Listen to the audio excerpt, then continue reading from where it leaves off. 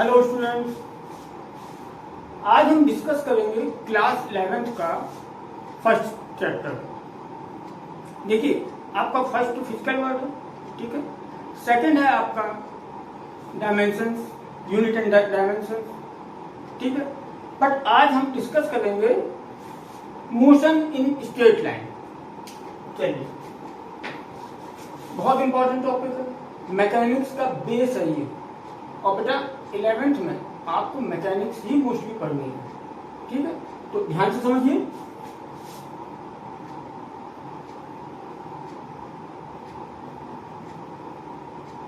Motion in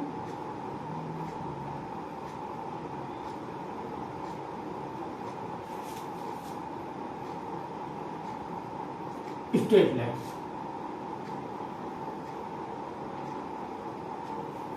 अब देखिए, motion in straight line, पहली बात कि इसको हम रेक्टिलिनियर मोशन भी बोलते हैं।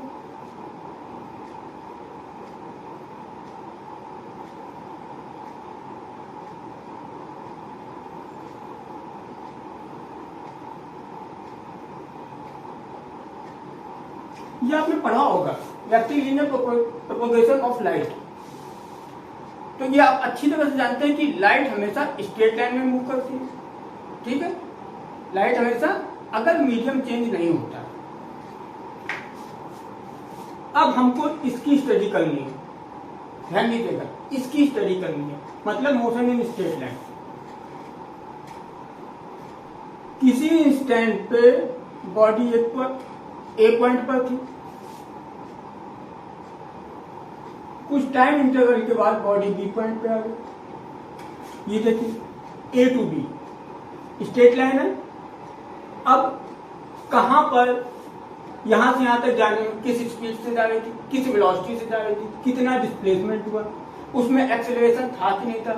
तो ये सारी स्टडी, हमको ये नहीं समझना है कि इसमें मोशन कैसे पैदा हुआ। हम अभी इसको नहीं पढ़ेंगे, ध्यान दीजिएगा। और बेटा केवल study of motion without knowing it's cause, इसी को बेटा काइनेमेटिक्स बोलते हैं। आया समझ में कि काइनेमेटिक्स है क्या, किसकी स्टडी करें। तो हमको केवल मोशन की स्टडी करनी है। अब बाइक जा रही है, कैसे चल रही है, कौन फोर्स लगा रहा है, हमको उससे मतलब नहीं। बस हम बाइक की मोशन की स्टडी करेंगे, वही काइनेमेटिक्स है। तो बेटा काइनेमेटिक्स क्या हुआ?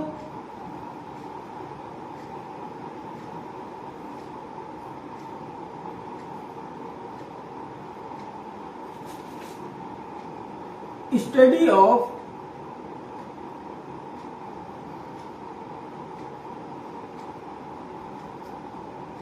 मोशन विदाउट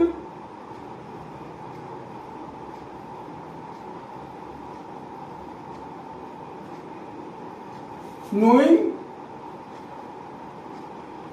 its cause या origin, ठीक है। ये तो हमारी काइनेमेटिक्स हो गई। समझ में आ रहा कि कोई भी बॉडी मूव कर रही है, उसमें कितना एक्सेलरेशन है भी कि नहीं, उसकी वेलोसिटी वेरी कर रही है, कांस्टेंट है, क्या है, कितना डिस्प्लेसमेंट, ठीक है। चलिए, अब सबसे पहले हमको पोजीशन हम कैसे हम डिसाइड करते हैं कि भैया ये चीज यहां से इतनी दूरी पर है, ठीक है। हमने यहां से तो मान लिया, और कोई और दूसरा कहेगा, मान सपोज दैट मैं कहता हूं कि यहां से लखनऊ अप्रोक्सीमेट 90 किलोमीटर है, ठीक। और जो उन्नाव वाला है, उन्नाव वाला वो कहेगा नहीं, वो तो अप्रोक्सीमेट 65 किलोमीटर, अप्रोक्सीमेट 65 किलोमीटर। तो देखिए पोजीशन कैसे चेंज हुई, लखनऊ तो वही है, केवल क्या चेंज हुआ कि हम किस जगह से देख रहे हैं। ध्यान दीजिएगा, हम किस जगह से देख रहे हैं, मतलब हमको एक रेफरेंस पॉइंट तो चाहिए। जब हम कानपुर से देख रहे हैं तो रेफरेंस पॉइंट हमारा कानपुर है, ठीक है। उन्नाव से देखेंगे, रेफरेंस पॉइंट उन्नाव हो जाएगा। तो बेटा रेफरेंस पॉइंट, अब थोड़ा सा इमेजिन कीजिए कि स्पेस में कोई चीज रखी है, अगर हम स्पेस की चीज को डिफाइन करेंगे, x axis, y axis, z axis, suppose that ये पॉइंट है, तो बेटा इसकी पोजीशन हमको डिफाइन करने के लिए हमें तीनों एक्सिस पे जाना पड़ेगा कि एक्स कितना है, वाई कितना, जेड कितना। चलिए एक्स वाई जेड, लेकिन यहां पे तो हम मोशन स्टडी कर रहे हैं, यहां पर मोशन, अच्छा मोशन, वेलोसिटी, स्पीड, इसमें क्या चीज रिलेट हो जाती है, टाइम। ठीक, कि अगर किसी मूविंग बॉडी की पोजीशन अगर हमें डिफाइन करनी है, उसकी पोजीशन क्लियर करनी है, तो बेटा हमें टाइम भी लेना पड़ेगा। ठीक है, कि इस इंस्टेंट पे, इस सपोज कोई मूविंग बाइक है, हम कहेंगे 10:30 पर वो हमसे 10 किलोमीटर डिस्टेंस पर थी, 10 किलोमीटर दूर थी, और 10:50 पे 20 किलोमीटर दूर हो गई। ठीक, तो टाइम इन्वॉल्व हो गया, पोजीशन चेंज हो गई विद रिस्पेक्ट टू टाइम। तो किसी भी बॉडी की एग्जैक्ट पोजीशन डिफाइन करने के लिए हम इसमें टी और इंक्लूड कर देंगे। ये देखिए, हम इसमें टी और इंक्लूड कर देंगे। अब तक टी इंक्लूड हो गया, यही हमारा बन गया frame of reference. Frame of, बेटा इसी को फ्रेम ऑफ रेफरेंस बोलते हैं। आगे समझ में, ये हमारा ओरिजिन पॉइंट है। इसके रिस्पेक्ट में इसकी पोजीशन अगर टाइम के साथ चेंज हो रही है, एक्स वाई जेड कोई भी अगर कोऑर्डिनेट चेंज हो रहा है, तो हम कहेंगे कि बॉडी मोशन में। और नहीं चेंज होगा, टाइम को नहीं पकड़ सकते, बिल्कुल एक चीज ध्यान में रखिए, टाइम को हम पकड़ नहीं सकते, टाइम नेगेटिव नहीं हो सकता, इनप्रैक्टिकल। टाइम को हम रोक नहीं कर सकते और टाइम निगेटिव नहीं हो सकता। बेटा ये 2 पॉइंट बिल्कुल ध्यान में रखिएगा। ठीक, अब यहां से देखिए, अब हम इसके बेस पे अब हम रेस्ट ऑफ मोशन डिफाइन कर देंगे। रेस्ट, अगर टाइम के साथ एक्स वाई जेड कोऑर्डिनेट हमारे चेंज नहीं हो रहे हैं, तो बॉडी रेस्ट में। ठीक है, क्लियर, कि अगर x y Z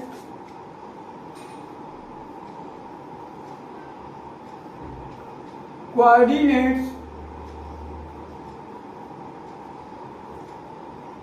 are not changing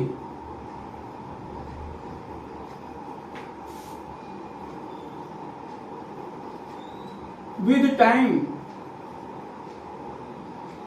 then the body is in rest.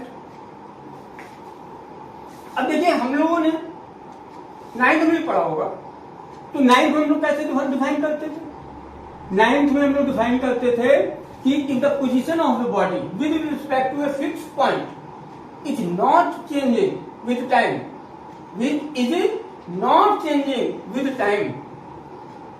Then the body is in rest. अब इसी को उल्टा, if x, y, z coordinates are changing with time, then the body is in motion. Clear? Motion को कैसे define करेंगे?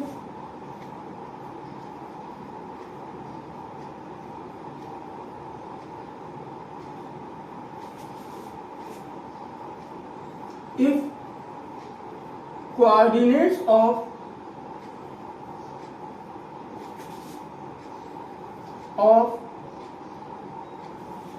इसको P point consider कर ले, coordinates of P is changing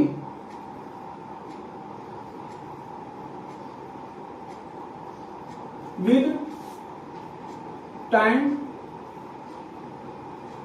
the body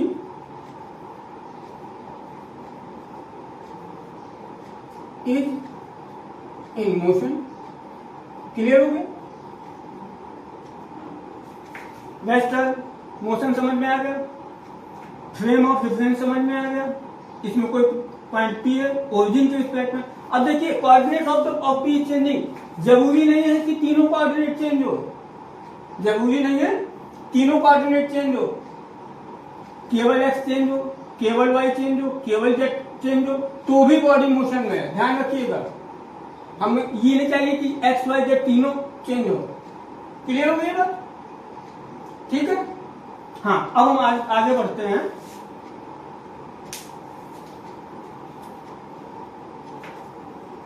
rectilinear motion समझ में आ गया, काइनेमेटिक में किसकी स्टडी करते हैं, वेस्टर्न मोशन समझ में आ गया, फ्रेम ऑफ रेफरेंस समझ में आ गया। ठीक है, अब हम देखते हैं पाथ लेंथ और डिस्प्लेसमेंट।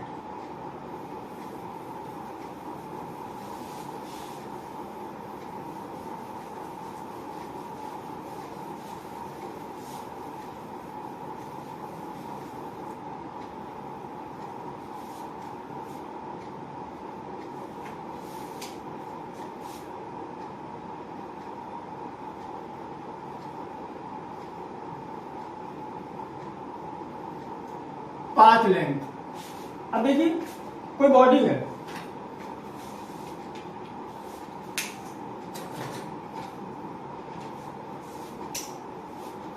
इनिशियली ए पर, ठीक है,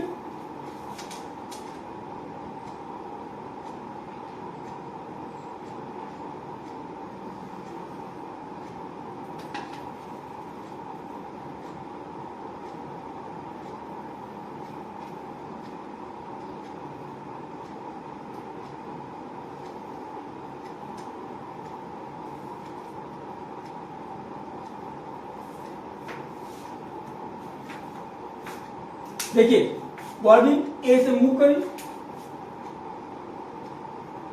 ए से मूव करी बी पर आई, बी से मूव करी सी पर आई।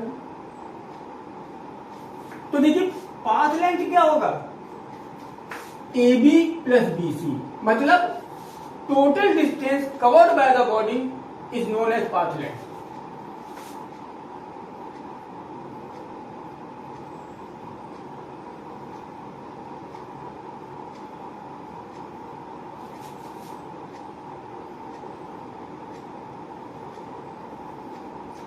covered by body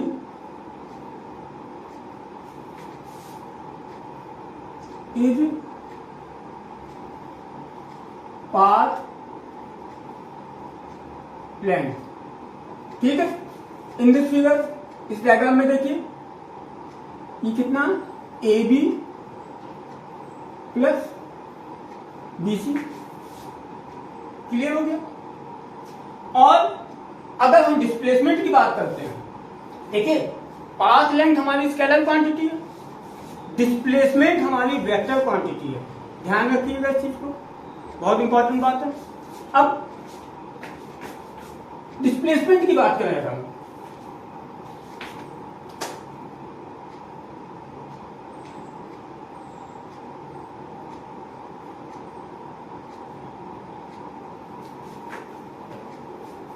देखिए डिस्प्लेसमेंट हमारा हो जाएगा AC,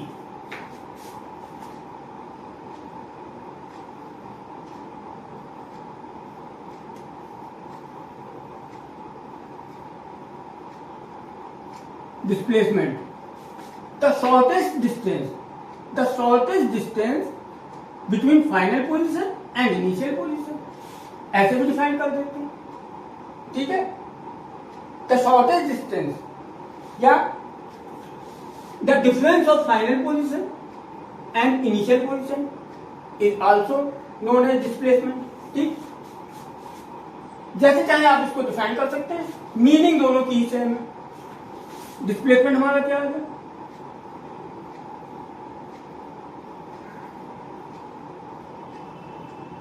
the shortest distance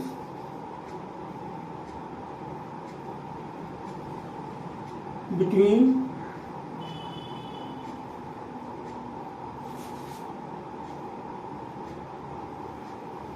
final position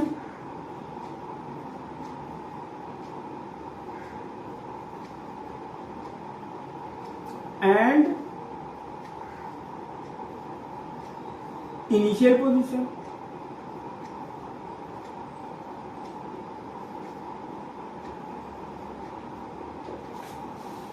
ठीक है,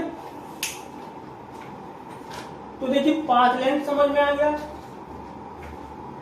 डिस्प्लेसमेंट समझ में आ गया। ठीक, अब देखिए कभी भी डिस्प्लेसमेंट निकालते समय हम हमेशा फाइनल पोजीशन से इनिशियल पोजीशन सब्ट्रैक्ट करते हैं। ये वेक्टर क्वांटिटी है,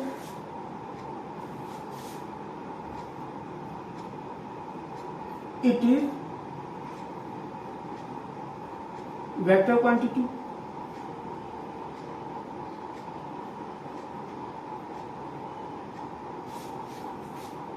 ठीक है, अब देखिए वेक्टर क्वांटिटी है तो निगेटिव भी हो सकती है, तो ये निगेटिव भी हो सकती है। अब देखिए कभी भी निकालना हो, जब मैंने बता दिया कि फाइनल पोजीशन से इनिशियल पोजीशन सब्ट्रैक्ट की जाती है। अब देखिए 9th में तो जो पढ़ा था उससे थोड़ा सा लेवल हमें बढ़ाना है।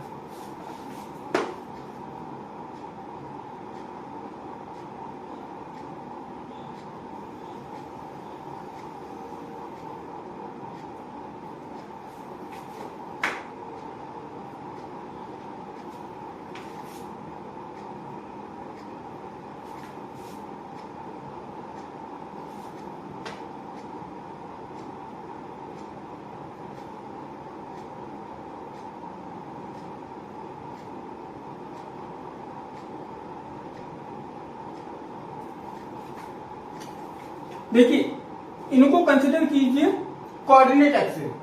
ठीक, x dash, y dash, origin. ठीक है, अब हमको अगर स्ट्रेट लाइन मोशन है तो बेटा एक डायरेक्शन कंसिडर करनी पड़ेगी, ध्यान रखिए। अब हम अपना, अगर हमारा मोशन इस डायरेक्शन में तो पॉजिटिव, डिस्प्लेसमेंट हमारा इस डायरेक्शन में तो पॉजिटिव कंसीडर होगा, इस डायरेक्शन में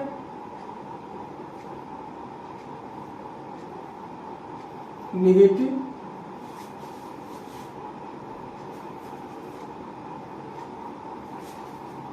वाई ऊपर पॉजिटिव, डाउनवर्ड निगेटिव। इसको दिमाग में बिल्कुल बैठा लीजिए, नहीं तो साइन के चक्कर में क्वेश्चन रॉन्ग कर सकते हैं आप। खास करके मैं न्यूमेरिकल्स की बात कर रहा हूं। ठीक है, अब देखिए ये कब होता है, वाई एक्सिस कब कंसीडर करते हैं, वर्टिकल मोशन। ठीक है, हमने कोई भी बॉडी ऊपर फेंकी, सपोज दैट बॉल है, इस बॉल को हमने ऊपर फेंका, वापस आ गया, तो जब ऊपर मोशन होगा तो हम कैसे लेंगे, पॉजिटिव, और जब ऊपर से नीचे आएगी तो कैसे लेंगे, डिस्प्लेसमेंट, निगेटिव।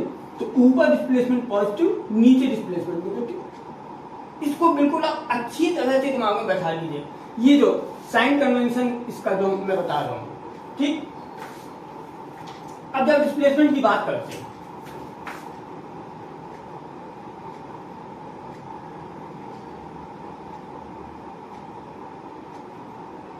x1 किसी इंस्टेंट पे कोई बॉडी x1 पे स्ट्रेट लाइन में मूव कर रही,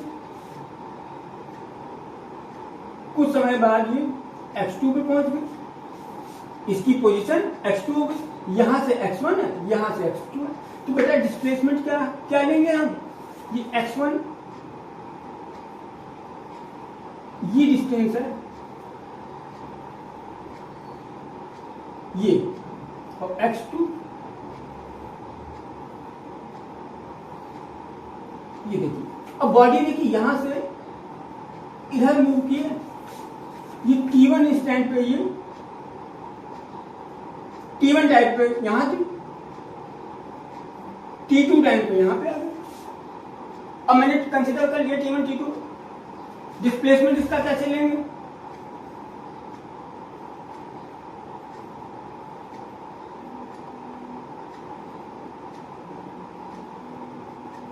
डिस्प्लेसमेंट, सीधे सीधे मैंने कहा हमेशा बताया x2 minus x1,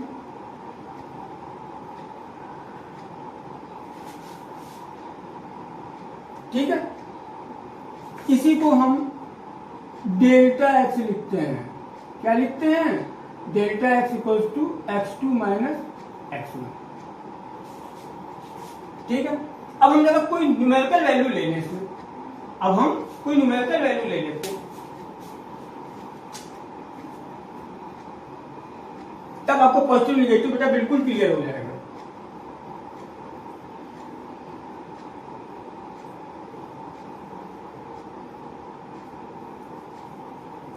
sign convention आपको क्लियर हो जाएगा। देखिए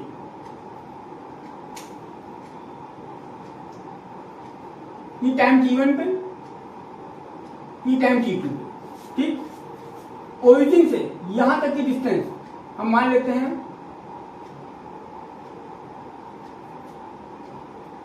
30 मीटर। t2 पर इसकी यहां पर डिस्टेंस है 60 मीटर। इसको बिगाड़ के नीचे देखते हैं। ये वैसे समझ में तो आ गया कि राइट हैंड साइड पॉजिटिव लिया जाएगा। 60 मीटर, ठीक। ये T1 है, ये T2। T1 हमेशा कम होगा, T2 ज्यादा होगा। मतलब ये किसी इंस्टेंट पे ये बॉडी यहां पे थी, यहां से यहां आई, यहां से यहां आई। ए पॉइंट मान लेते, बी पॉइंट, बेटा ए से बी में आई, ठीक। अब देखिए अब इसका डिस्प्लेसमेंट कितना होगा। ये इनिशियल पोजीशन है, ये फाइनल पोजीशन। अब देखिए डिस्प्लेसमेंट कितना होगा at T1 x1 equals to 60 meter, at T2 x2 equals to 30 meter, ठीक है। तो बेटा इसका डिस्प्लेसमेंट डेल्टा x कितना है? x2 माइनस x1 है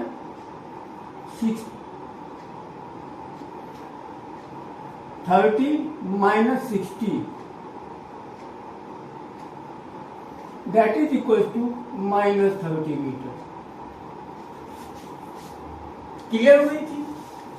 माइनस 30। अब देखिए जैसा कि मैंने कहा कि इस डायरेक्शन में नेगेटिव, तो बॉडी का मूवमेंट ए टू बी हुआ, मतलब माइनस निगेटिव एक्स डायरेक्शन में चल रही है, तो बेटा डिस्प्लेसमेंट माइनस आएगा। रेफरेंस पॉइंट क्या है हमारा? ओ। रेफरेंस पॉइंट ओ है, ओ वही फ्रेम ऑफ रेफरेंस, ठीक है। तो इसमें देखिए क्या एक्स, मैंने बताया था एक्स वाई जेड टी। अगर टी के साथ एक्स वाई जेड में कोई भी एक चेंज हुआ, इसमें एक ही तो चेंज हुआ, एक्स के तो कोऑर्डिनेट चेंज हुए, वाई जेड मैंने कंसीडर ही नहीं किया। क्यों नहीं किया? इसलिए बेटा मोशन इन स्ट्रेट लाइन ले रहे हैं, ठीक है। वो अगले चैप्टर में आएगा मोशन इन प्लेन में, तब दोनों एक्सिस इन्वॉल्व हो जाएंगी। क्लियर? चलिए, हाँ मुझे लगता है कि डिस्प्लेसमेंट आपको अच्छी तरह से समझ में आ गया, ठीक। अब हम अगले वीडियो में, आप लोगों के अगले वीडियो में मैं समझाऊंगा आपको speed, velocity, average velocity, instantaneous velocity, graph इसके, ठीक है। Okay student.